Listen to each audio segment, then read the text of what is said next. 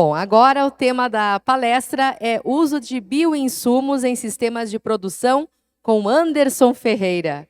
Cadê o professor Anderson? Chega para cá, uma salva de palmas. Deixa eu te apresentar, né? Olha só o currículo do menino aqui. Graduado em Ciências Biológicas, ênfase em Biotecnologia, mestre e doutor em Genética pela USP, especialista em Biotecnologia, pesquisador na área de Ecologia e Genética Microbiana na Empresa Brasileira de Pesquisa Agropecuária, Embrapa Trigo. É professor e orientador na Universidade Federal do Mato Grosso, no curso de pós-graduação em Agronomia. Atua em pesquisas nas áreas de genética molecular, com ênfase em genética de micro-organismos. É um vasto currículo, então vou deixar para você mostrar todo esse conhecimento aí para o pessoal que está prestigiando. Bem-vindo. Muito obrigado. Boa tarde a todos. Depois dessa apresentação ali, aumenta a responsabilidade, mas enfim, o que está no papel é passado, né? Tem que trabalhar para a gente continuar fazendo coisa boa. Agradecer à organização do evento pelo convite. Eu tive a oportunidade de participar do Fórum Norte Gaúcho do Trigo, mais no começo do ano. E agora a gente fala para vocês aqui, é uma grande honra. E vou falar um pouquinho da parte de bioinsumos.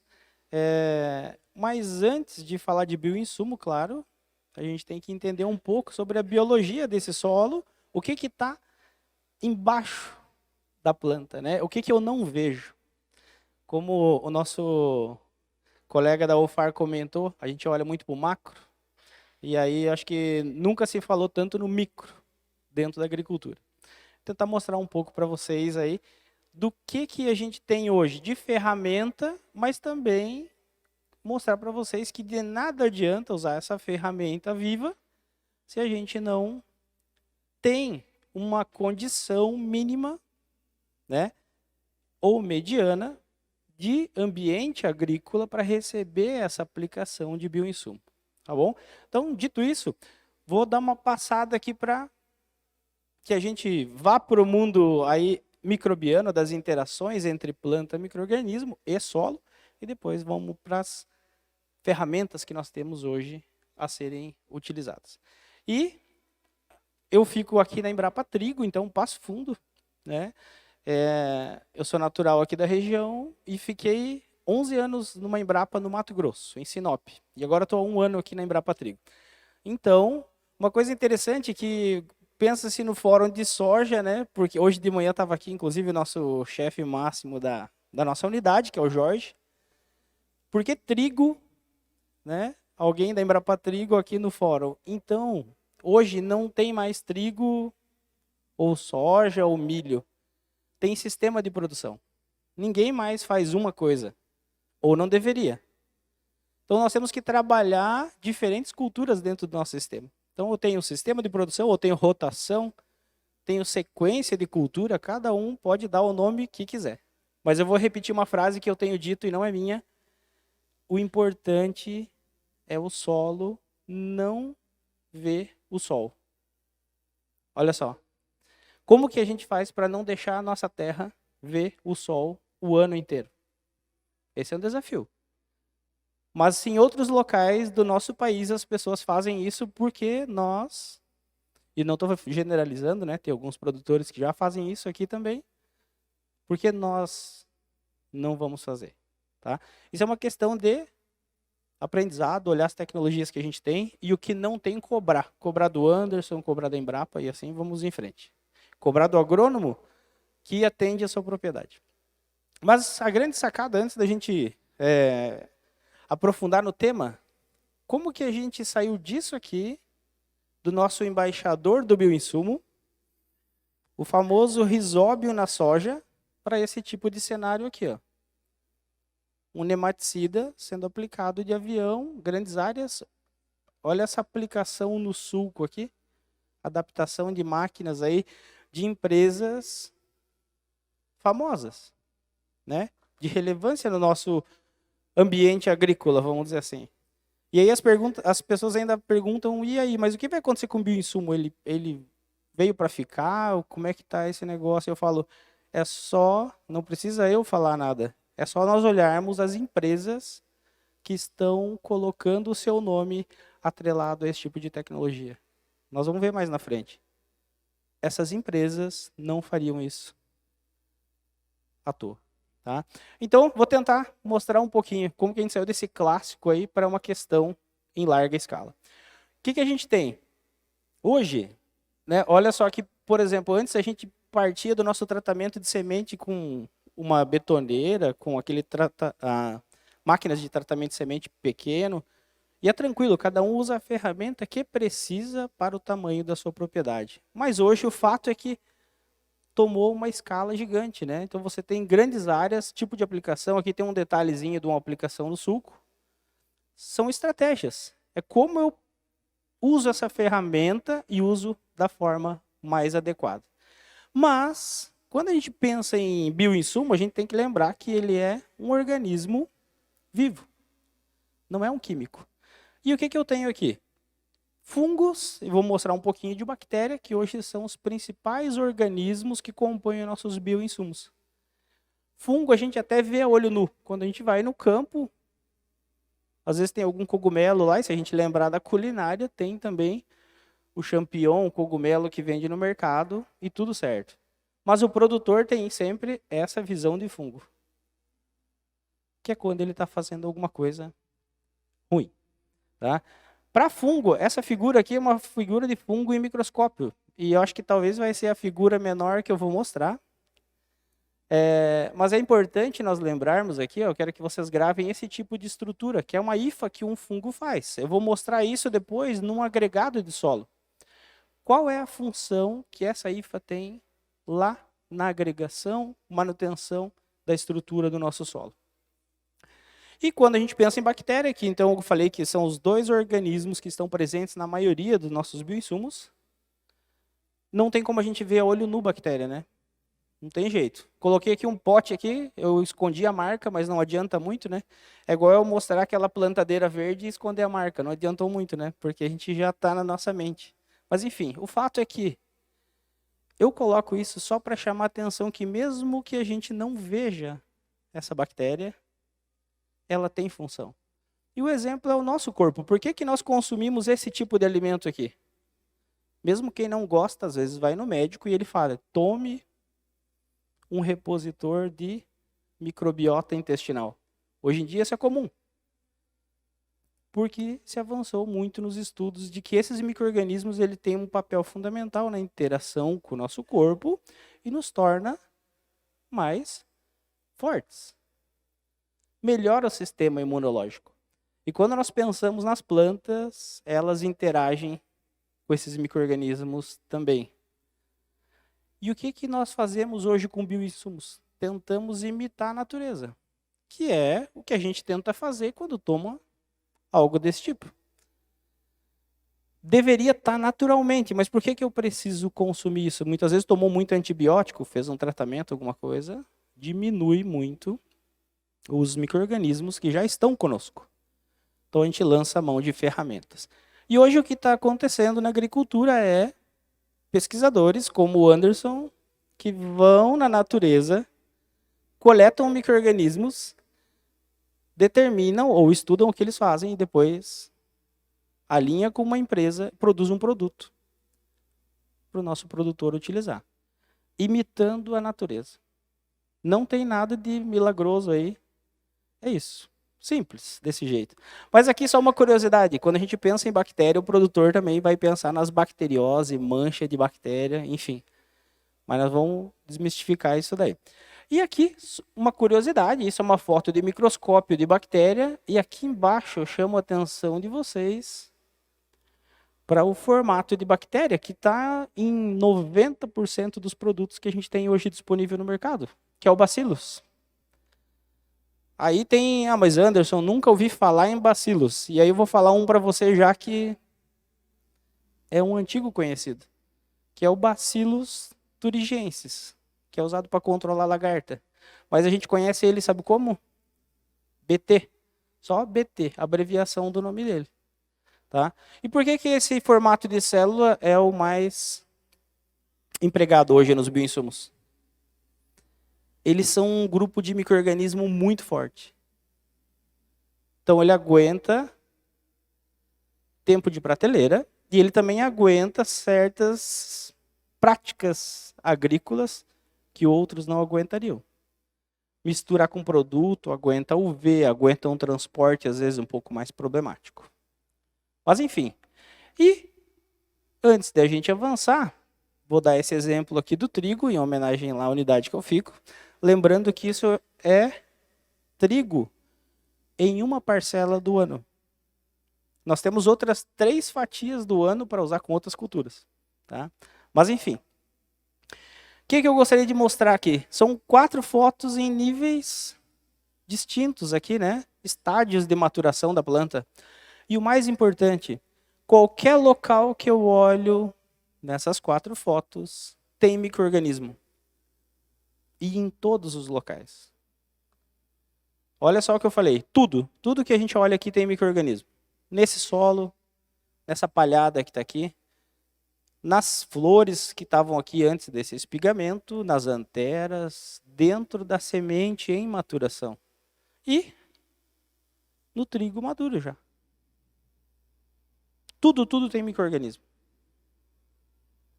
Tá? Então, isso é uma informação importante para nós, porque antes de eu aplicar qualquer bioinsumo aqui, eu tenho que entender que aqui já está dominado.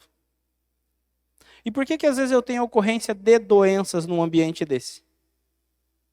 Muitas vezes, um micro-organismo que já está presente ali por um desequilíbrio na microbiota presente naquele ambiente, ele sobressai. E aí está feita a bagunça. Tá? Uma coisa também, claro, tem outros fatores. Não vamos aqui acabar com o trabalho dos fitopatologistas, né? Mas assim, uma planta que sofreu algum estresse abiótico, por exemplo, ou, né, ele também está mais suscetível a ser atacado por uma doença. E aqui, só para a gente reforçar essa ideia, nessa palhada no milho, na plântula do milho, soja, mesma analogia do trigo, tem um micro-organismo em todo o ambiente. E depois, aqui nessa semente desidratada, tem micro-organismo. Só que antes a gente só olhava para a patologia de semente, que era a doença, para onde o patógeno é transmitido via semente. E hoje a gente começou a olhar micro-organismo bom que é transmitido via semente. Isso que é fantástico. Isso aqui é uma foto de uma semente iniciando a sua germinação. E olha aqui uma microcolônia, vocês viram uma foto de bactéria na forma de bastão antes. Essa num formato de cocos, um coco. Né? Mas como foram os países com outros idiomas que deram os nomes, aí a gente complica um pouco, mas o fato é que aqui é um formato cocoide, de um coco. Uma microcolônia. O que esse micro-organismo está fazendo aí? Quando a semente germina, ele já está associado com a planta. Recente, a gente fez um trabalho de isolamento de semente de trigo. Tem micro-organismo que cresce a partir da semente do trigo, benéfico. Quando eu tento fazer ele crescer num meio de cultura artificial que eu criei, ele já não quer mais crescer. Tamanha relação que ele tem com a composição química dessa semente, dos nutrientes que tem ali. Tá? E aqui, só para a gente, de curiosidade, sempre eu vou ter uma colonização de micro-organismo maior na base de uma planta. Né? Aqui está num vaso, poderia ser no ambiente agrícola, como a gente viu antes. E diminui conforme eu subo na planta. E a forma de entrada delas é por estômato, ferimento e pelas raízes. Mas o que é um ferimento numa planta? Ferimento numa planta é uma folha que caiu, um inseto que mordeu. Tudo isso é uma entrada. Mas essa informação ela é importante para quem tem que fazer aplicação em numa questão de a pastagem, por exemplo, que já está no campo e eu quero pulverizar. Uma boa estratégia é um pós-pastejo, onde o próprio gado já naturalmente abriu vários ferimentos nessa planta. Tá? Então a gente entendeu um pouco de ecologia aí para conseguir usar um bioinsumo também. E no solo, como é que esses micro-organismos ficam? Aqui tem um negócio interessante, ó. Eu tenho uma constituição de micro-organismo num solo com plantio recente. Quando eu estou nesse nível, com essa palhada, eu tenho um micro-organismo que está associado à planta e outros que estão decompondo essa palhada. Tá? Então, cada momento da cultura, eu tenho grupos estabelecidos de forma diferenciada nesse ambiente. E aqui, só de curiosidade, não precisa olhar o que está escrito aqui em cima, que é um tamanho de unidade de medida, mas isso é um grão de areia. É a nossa maior partícula no solo. Tá? Tem em média aí uns 2.000 micrômetros, mas vamos focar no proporcional. Isso é uma bactéria. Então, dentro de um agregado, um micro-organismo é muito pequeno ainda. Tá? E aqui tem uma figura ilustrativa. Se a gente for olhar o ano dela aqui, mas eu tenho dito que eu procuro uma mais nova do que essa e não encontro uma tão didática. É bem interessante para a gente ver.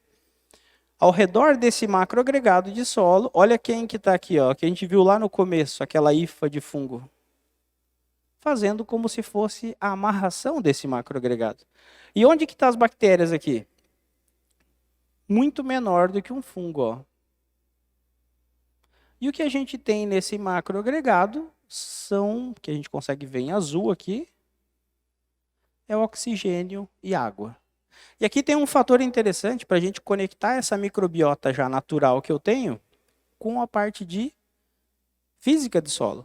Se eu fizer um achatamento de um solo como esse, eu vou expulsar esse oxigênio e essa água de dentro do agregado.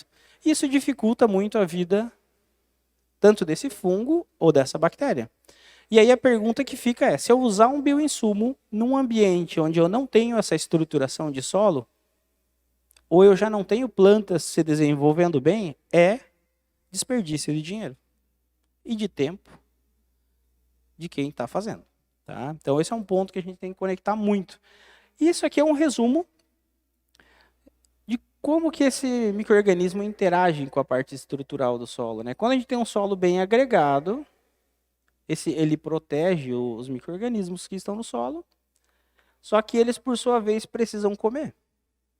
E eles consomem o quê? Matéria orgânica, que, por sua vez, desagrega o solo. Então, seria um círculo que teria um final trágico. Certo? Se a gente ficar exportando o nosso nutriente no ambiente agrícola, pense que é o seguinte, se tem uma planta retirando esse nutriente, a gente vai tendendo a finalizar com a nossa matéria orgânica. O produtor fica aqui no meio, ó. E ele tem, então, que trabalhar ao contrário esse ciclo. Enquanto, naturalmente, a gente roda no sentido anti-horário, o produtor tem que trabalhar no sentido horário. Como que ele faz isso? Colocando planta aqui, ó. Planta de serviço, planta de cobertura ou a sua própria cultura agrícola. Mas fala, Anderson, a gente não faz planta de serviço. Não tem adubo verde lá. Tudo bem. Aí aqui tem que ter uma entrada com uma adubação química. O que não pode é só tirar.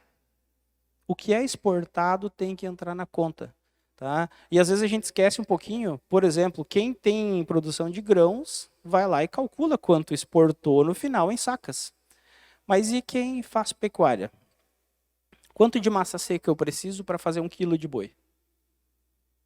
E quem faz leite? Quanto de massa seca eu preciso para fazer 1 quilo de leite? Isso entra na conta? Se não está entrando, é problema. Tá? Então, quem fica aqui nesse meio, eu falo o produtor, mas o agrônomo que atende essa propriedade é que tem que orientar também. Há uma discussão, né? Isso eu sei que são níveis diferentes, cada local, cada propriedade, né? Às vezes o próprio agrônomo é o gerente, às vezes ele é um consultor, enfim. O fato é que quem tem o poder de decisão é que vai cuidar para trabalhar no contrário. E aí, uma coisa só para a gente reforçar aqui, já que a gente está falando um pouco também desse sistema de produção e esse bioinsumo. Aqui com a iluminação me atrapalhou um pouquinho, mas aqui é um plantio de soja feito no pós-milho. E é perceptível já que o solo está bem exposto, dá para ver bem. E aqui é um plantio pós um milho com braquiária. Você tem outra proteção de solo. E uma inserção de matéria orgânica, e aí assim, ó, a gente tem que cuidar os conceitos aí só para não dar confusão. O matéria orgânica do solo é uma coisa, e o que eu coloco de palhada, a gente pode chamar de resíduo orgânico, só que resíduo nunca é uma palavra bem vista, né? Mas é só para vocês entenderem que eu estou falando desse resto, então, cultural aí que ficou. E olha só, eu posso fazer um cultivo convencional no sistema, ou eu posso, como eu mostrei, a diferença com a braquiária, mas olha quando eu uso só uma braquiária, por exemplo, o tipo de palhada que eu obtenho, e quando eu fico com uma palhada que era milho com braquiária. Então, dentro do sistema, o que eu uso no cultivo vai alimentar essa microbiota nativa que está nesse solo. Eu preciso ciclar esse nutriente. Eu preciso fazer isso rodar. E a pergunta que eu quero que vocês pensem um pouquinho. Se eu tiver um solo exposto, como é o caso aqui, temperaturas mais elevadas, incidência de radiação solar, entre outros fatores, e eu tiver um solo como esse aqui. Onde que um micro-organismo novo que eu aplicar lá de um bioinsumo vai sobreviver mais? Esse é o ponto. Eu preciso dar condição mínima para que esse bioinsumo que eu aplico se estabeleça no ambiente. Então, essa é uma mensagem que tem que sair daqui com os senhores. Não adianta, não tem milagre, não é um produto químico que eu aplico em qualquer local e está tudo certo. Não. Ele tem que chegar lá, sobreviver, para conseguir se estabelecer e fazer o trabalho dele. Às vezes a gente pensa que a grande dificuldade está em fazer o cultivo, ou enfim, ou manter, né? Mas agora imagina isso daqui aqui no Rio Grande do Sul. Algumas paisagens, só para a gente pensar. Isso daqui é numa área de terra baixa. Isso aqui é Jaguarão, lá na divisa com o Uruguai. Até então, só arroz. E agora é milho, soja e bem menos arroz. Tá? Só que aí entra o desafio. Como eu mexer na microbiota desse solo? Como eu aplicar um bioinsumo num ambiente como esse? Tá? Aqui já é um ambiente como o nosso, tudo tranquilo. Isso aqui é Santa Maria. Aqui é área de arroz, aqui soja. Ó. E dá uma olhada o que o pessoal tem feito lá. Usando como se fosse um camalhão para plantar em cima. Canais de drenagem, sulcos de drenagem. Tudo isso dificulta a nossa entrada com bioinsumo num ambiente desse. Então, ficar atento para isso acho que é fundamental. E pulando para a gente entender, sempre que eu aplico alguma coisa, a minha maior quantidade de micro-organismo vivo vai estar nessa parte superior do solo. Aqui tem um corte aqui, com 1,5 m mais ou menos. Depois, conforme eu vou aprofundando nesse solo, diminui água e oxigênio. E isso dificulta muito para a minha microbiota. Esse exemplo eu gosto sempre de colocar esse. Por quê? Ele mexe com uma questão cultural nossa, né, de algumas regiões, que é do uso, por exemplo, do calcário para correção de pH de solo, mas muitas vezes sem fazer outras ações, né? Tudo depende de como está orientado o nosso produtor. Mas aqui eu vou usar como exemplo que ele não fosse fazer, né? Essa complementação com adubação química. Toda vez que eu mexo no pH de solo aqui, ó, geralmente a gente tende a querer um 5,5, é um número mágico, mas os micro-organismos adoram esse pH aí também. Muitos grupos que são muito ativos no solo também gostam desse pH e são estimulados. O que eles vão fazer? Começa essa atividade microbiana, entendam, não como alguém correndo, e sim como alguém comendo. Muito. E começa a comer o que ele tem disponível. Só que assim, a digestão de micro-organismo, ela é externa, não é igual a nossa. Certo? Ele não tem trato digestivo. Então ele libera enzima fora do corpo, digere tudo o que tem lá e absorve. Quando ele faz isso, o excesso as plantas usam. E aí o que a gente tem é uma melhoria visual do nosso, seja pastagem, seja de cultura agrícola. Mas aqui entra aquela questão do manejo que a gente comentou antes.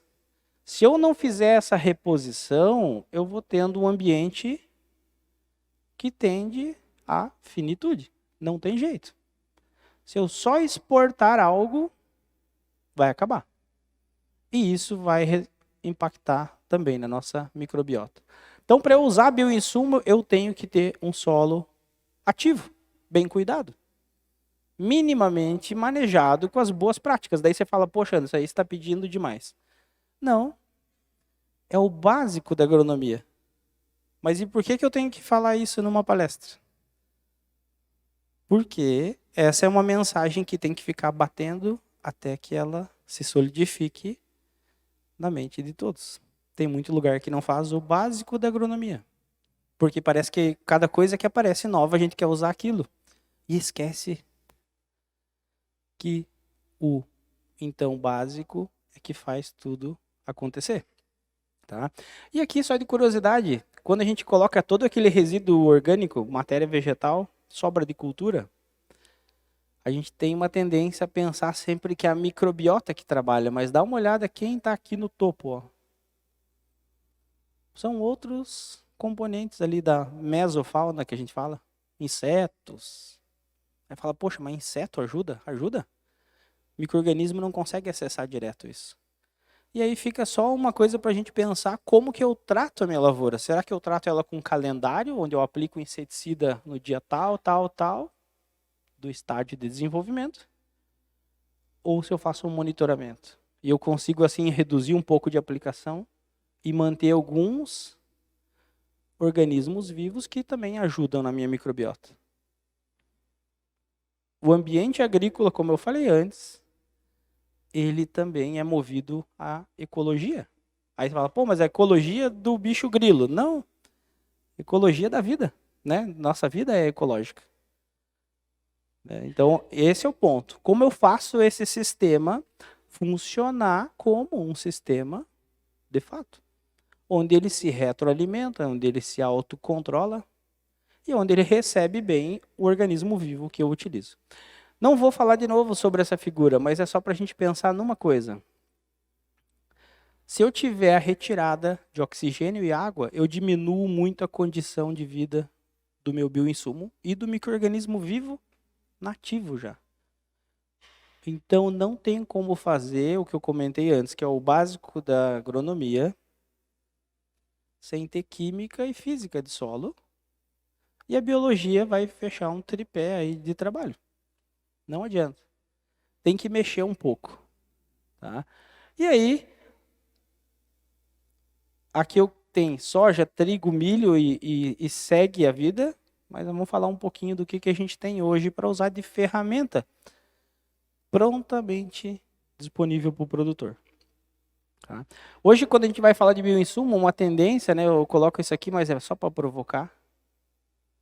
Todo mundo dá uma procuradinha no Google, né, para dar aquela olhada assim de tudo hoje em dia, né? Até quando a gente vai no médico, daí veio o resultado do exame, quer dar aquela olhada, curioso, né?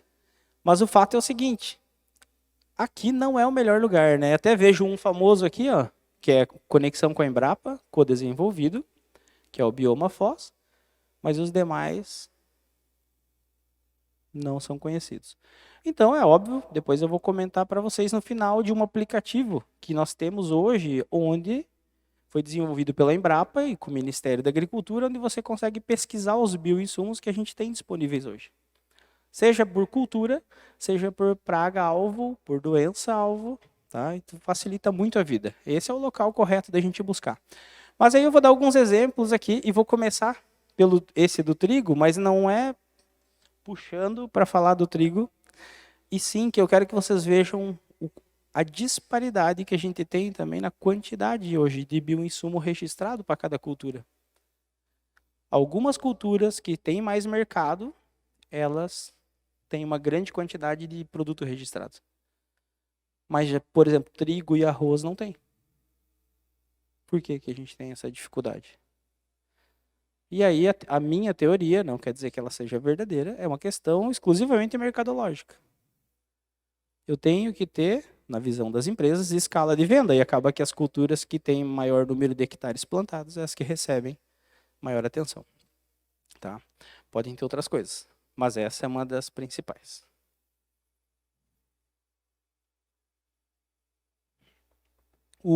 Aqui nesse do trigo, vou dar um exemplo para vocês. Uma coisa que é interessante. Quando a gente pensa em inoculante, promotor de crescimento, ele é registrado para cultura. Aqui já fica a primeira dica e isso é uma coisa boa de memorizar. Então, o inoculante ele é registrado para soja, ou ele é registrado para o trigo, ou é para o milho. E lá no receituário agronômico, por exemplo, o agrônomo ele não pode receitar um produto que não é para aquela cultura. Nós vamos falar mais na frente um pouquinho sobre doença e praga. Aí é diferente. O registro do produto não é para a cultura. Ele é para o alvo. E aí sim você pode aplicar para qualquer cultura, desde que... Um exemplo, apareceu uma lagarta, né, que é do milho, mas que também ataca na soja. Enfim, onde ela estiver ocorrendo, você pode indicar, recomendar. Tá? Então essa é uma questão para vocês guardarem. Esse do trigo, a gente tem 9 produtos hoje, e aqui eu chamo a atenção para a base estreita que a gente tem. Todos eles têm o mesmo micro-organismo, esse Azospirillum. Vocês vão ver que ele é quase... Ele não é o rei dos bioinsumos, mas ele está em muitos aí, viu? É incrível.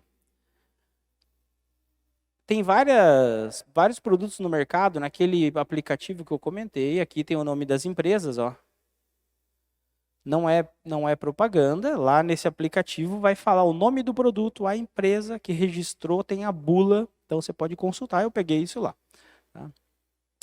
E eu vou dar o exemplo do Azototal, que é esse do trigo, tem um registro, né? É um produto co-desenvolvido da Embrapa com essa empresa, e é um produto para fixação de nitrogênio no trigo. Então tá aí, ele pode ser recomendado, utilizado também. Uma coisa que é interessante, todos os produtos que estão nesse aplicativo do Ministério da Agricultura, parece óbvio, né? Mas vou comentar, eles têm um registro no mapa para essa cultura. Então ele teve que ter um mínimo de comprovação de que ele funciona. Tá? Para o milho, mudou um pouco, ó, 25 produtos registrados. Mas olha quem que é, ó, em 20 deles, olha quem que aparece lá. O famosinho lá de novo, o Azospirillum. Tá? E aqui a gente tem outros 5 produtos. Esse último aqui é um que está muito na mídia, que eu vou comentar agora, inclusive, que é o Bioma Fós, que é um produto também co-desenvolvido, né, com a Embrapa e a empresa Bioma Simbiose, e ele é utilizado para você liberar fósforo, hoje é absorvido no nosso solo. A gente chama aí comumente de solubilizar fósforo. Mas agora vocês já sabem como é que ocorre essa solubilização, né, na forma mais macro. O micro-organismo que está aqui dentro, esses 2, 3, melhor dizendo, não, são 2, desculpa, o Bacillus subtilis, que vocês já conheceram, o Bacillus, aquele bastãozinho, ele não tem sistema digestivo, né? Então ele joga enzimas para o ambiente, libera grande quantidade de fósforo para que ele utilize no seu metabolismo. Só que o excedente fica para a planta. Esse é o mecanismo aí. Aqui está o produto, ele então, hoje é comercial, tem registro para milho, mas hoje não tem tem uma abertura de registro também para outras culturas aí. Tá? E esse aqui é um que poucas pessoas conhecem, e eu tenho trazido direto, ele também está registrado para milho, mas por que está um asterisco? Porque está abrindo para as demais culturas. Esse é um produto também co-desenvolvido com a Embrapa, mas a grande sacada dele, ele é um produto para tolerância seca. Tá? A bactéria que compõe esse bioinsumo, ela foi isolada do mandacaru, que é um cactus do bioma Caatinga, no Brasil. E ela forma na raiz da planta como se fosse um biofilme. Se a gente for lembrar, hoje se usa ainda, mas é conhecido nosso quando fazia plantio de eucalipto e usava, por exemplo, um hidrogel para manter um pouco de umidade por mais tempo para a planta. Ele faz isso naturalmente na raiz. Então esse é um produto com um potencial gigante para a nossa região.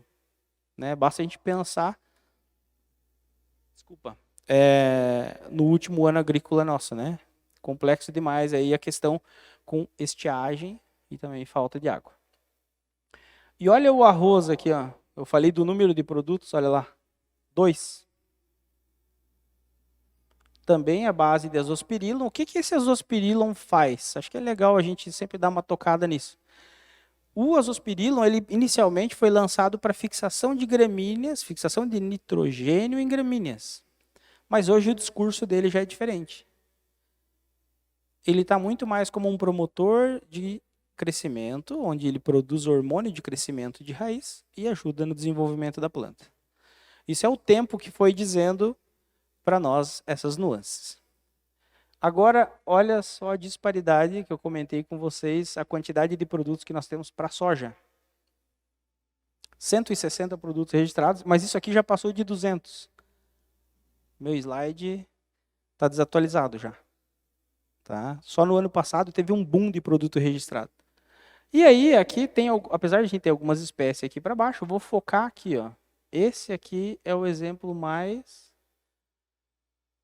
conhecido no mundo dos bioinsumos, que é quem foi o precursor de tudo, quem levou o produtor a acreditar que bioinsumo funcionava. Você arranca a planta de soja e vê o nódulo. E você não usa adubo nitrogenado em soja, então isso é fantástico. É dali que veio o crédito para os demais. Aqui eu tenho um exemplo que eu vou mostrar para vocês para soja. Isso aqui também é co-desenvolvido com a Embrapa, tá? É um produto que já vem com azospirillum, que é aquele do milho, produz hormônio de crescimento de raiz, e ele vem com o risóbio. E aí então você tem uma planta de soja que produz mais raiz, mais ambiente para nodulação, e isso favorece também então essa interação. Agora que a gente vai sair um pouco do inoculante, e eu vou falar de alguns produtos que nós temos que eles não são para a cultura. Esses são aqueles que eu comentei antes, para praga e doença, onde você tem o produto que pode ser indicado para o alvo, independente da cultura que ele estiver.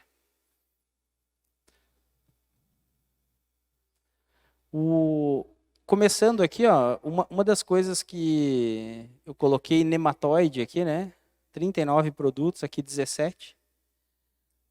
Eu vi uma palestra esses dias onde o palestrante dizia que aqui no Rio Grande do Sul o nematóide é um problema, só que o produtor não quer acreditar. Ele falou isso, eu fiquei um pouco assustado. Porque né, eu comentei antes com vocês dessa minha experiência que eu tive no Mato Grosso. Lá em algumas regiões o nematóide é o maior problema da agricultura. Pense nas áreas de algodão, que sempre foi, historicamente, o bicudo do algodoeiro, o maior problema sanitário deles. E aí, em alguns locais, o nematóide superou isso. Então, isso é muito complexo, é grave. Porque onde você tem o nematóide, você não cultiva plantas que multiplicam ele. Porque soja não dá, algodão também. E aí começa, não vai pelo amor, vai pela dor. E por que tem um monte de produto registrado para nematóide? Se aqui para nós a gente até está meio desatento ainda a isso. Cultura da soja e do algodoeiro no Mato Grosso. Aquilo que a gente falou antes de escala. Muita empresa focando nisso, porque você tem escala de venda e necessidade. Aqui é um outro nematóide, 23 produtos, uma quantidade gigante. Uma coisa que é interessante, deixa eu só mostrar aqui uma coisa, ó.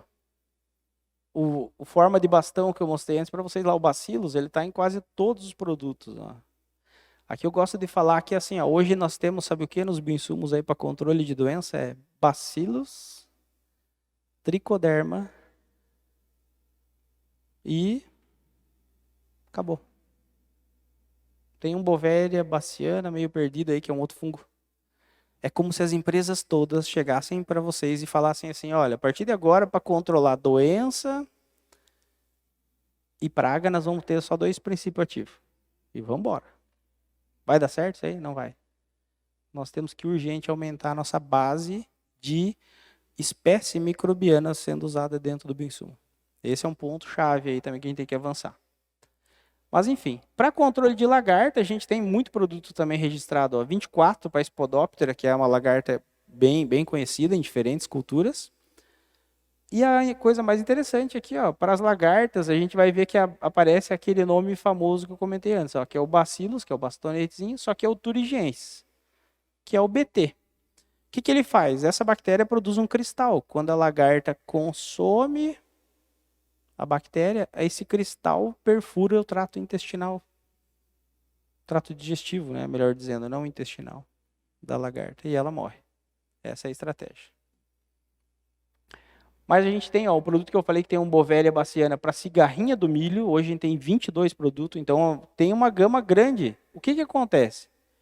Quando eu tenho um produto para cigarrinha que todos são à base do mesmo micro-organismo, o agrônomo ele pode lançar mão de escolher a empresa, às vezes, que está mais próxima dele. Quem já tem uma interação, quem já tem algum outro bioinsumo. E eu sempre digo, se ele tem um registro no mapa, ele passou pelo mínimo de teste. Então, você tem uma segurança mínima aí de que ele foi avaliado, certo? Aqui tem também produto para percevejo, para outras lagartas, a gente tem aí boa quantidade. Só dando uma ênfase nas doenças, tem um negócio interessante, só para a gente comentar um pouquinho. Hoje a gente tem cerca de 80, quase 90 produtos registrados para doenças. Aí aqui, ó, eu gosto de mostrar sempre. Dá uma olhada quem está com o nome colado em produto à base de bioinsumo. Olha lá, na terceira linha do slide. Quem está lá? São empresas conhecidas, né, no meio agrícola, de renome, e elas não colocariam o nome num produto que não funciona. Isso é aquilo que a gente falou lá no começo da palestra. Hoje, quem está mexendo na parte de bioinsumo são empresas conhecidas e sabidamente sérias no mercado, que tem um nome e uma marca a zelar. Então, acho que por aí já dá uma ideia para nós do que a gente tem. Desculpa, pulei sem querer aqui. Hoje, o que a gente tem muito? 23 produtos para esclerotínia, 23 para risoctônia, fusarium, tem 7. Uma coisa interessante aqui dos fusarium, que o fusarium graminearum é, por exemplo, quem causa giberela. Não tem nenhum produto para ele.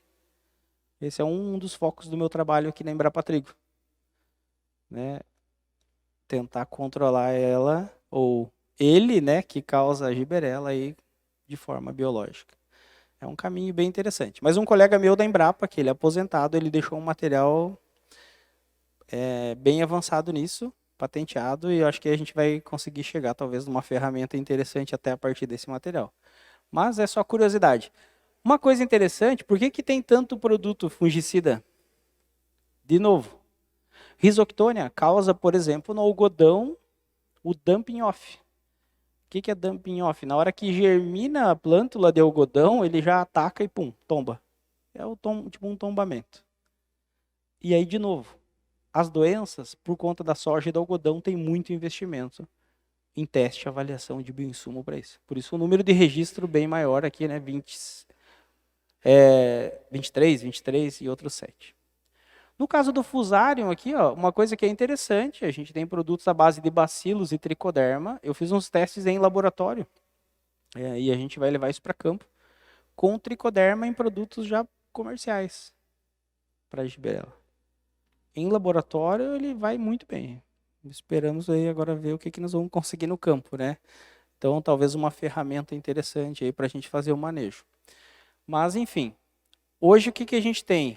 Uma base também bem estreita, não temos muitas oportunidades em termos de espécie. Ó. Se tu pensar aqui, ó, outro fusário, o que tem no mercado é a base de tricoderma. Esse fungo é muito antigo de uso para biocontrole.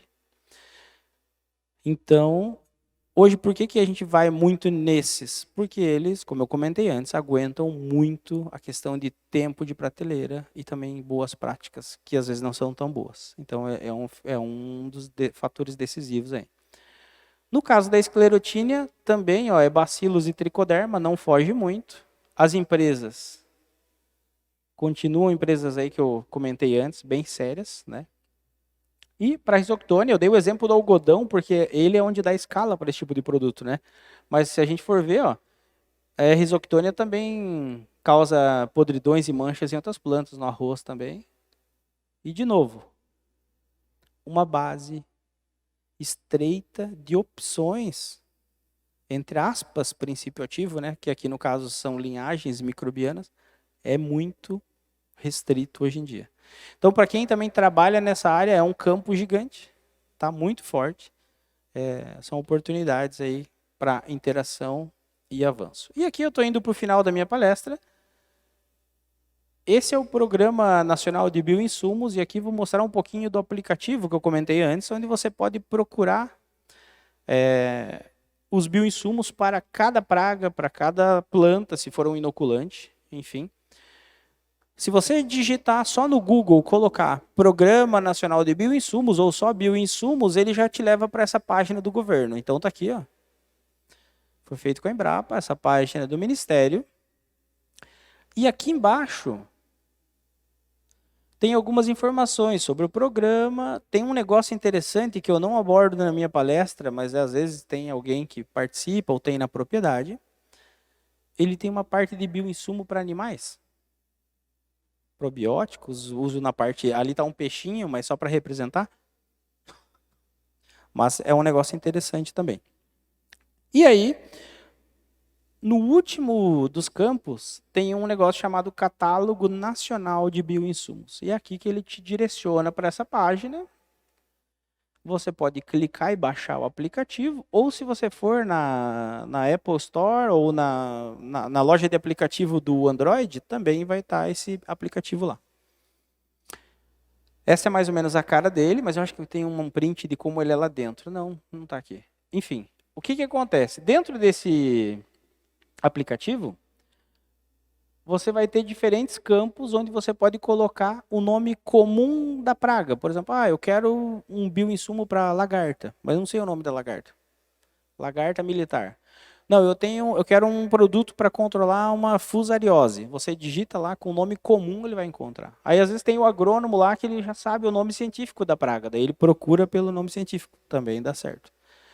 E se você clicar em inoculante, ele vai te direcionar para as culturas. Aí você clica no milho, aparece tudo que tem para o milho. Se você clicar no da soja, vai aparecer tudo que tem para a soja. E o mais interessante, como eu comentei antes, tem o nome da empresa que registrou, tem a bula do produto, tem o agente biológico que compõe e tem o que ele se destina para controle, se for doença, praga, né? Tá? E aqui, eu acho que é o meu penúltimo slide. Esse artigo aqui está disponível, depois, eu costumo deixar no outro fórum, eu deixei um PDF, que depois pode ir para quem está inscrito, tem esses produtos, enfim. Mas aqui tem um endereço onde você pode baixar essa publicação, se você quiser. Basicamente, ela trata de como você aproveitar melhor o seu bioinsumo, tanto fazer um planejamento de compra quanto uso. Aqui o jornalista colocou inoculante e bioinsumo, na verdade tudo é bioinsumo, tá? Não tem... enfim. Mas aqui, basicamente, são 4 aspectos que eu considero fundamentais. O primeiro deles é, por ser um organismo vivo, você tem que pensar no que você tem na propriedade e vai usar naquele ano, para ver se o que você tem lá é compatível. Então, eu tenho que ter compatibilidade com outros insumos que eu vou utilizar, ou até outros bioinsumos. Um segundo ponto é o transporte. Quem vai fazer esse transporte? Eu vou comprar numa revenda próxima à propriedade? Como é o armazenamento dele? Se a gente falar aqui na região, depende da época do ano, a temperatura é super amena, né? Às vezes até demais, né? Frio, mas tem épocas do ano que é bem quente. Esses micro-organismos têm uma tolerância, são vivos, mas isso restringe. Tem um outro ponto também que é o tempo de prateleira. Diferente de um produto químico, você não pode armazenar muito tempo. Então, você planejar a sua compra no ano também, para que isso não seja um problema. E aqui fica uma mensagem para casa. Os bioinsumos eles já são uma realidade, tem esse aplicativo do mapa, tem essas empresas que eu mostrei para vocês ali, não é propaganda, ela vem lá do aplicativo, aqueles nomes. Né? São empresas sérias, não tem jeito. Tá? O produtor ele já tem o bioinsumo naturalmente na sua propriedade. Isso aqui é a parte primeira da nossa palestra. Que não adianta eu não cuidar do meu solo, entre aspas, eu manter vivo aquele ambiente agrícola e querer chegar com bioinsumo totalmente externo para resolver um problema que já é crônico por outros motivos. Tá? Então, esse aí tem que ficar. E tudo vai acabar aqui. Ó.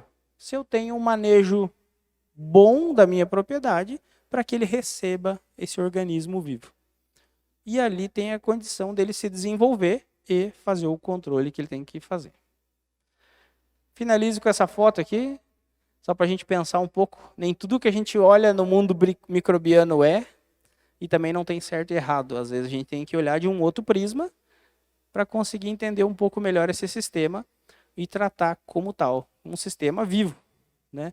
E pensar que ecologia na agricultura não precisa ser a ecologia bicho-grilo. É a ecologia de fazer o sistema funcionar e trabalhar para nós, com um tripé de química, física e biologia. Então, com isso eu encerro e também abro para as perguntas aí. Muito obrigado.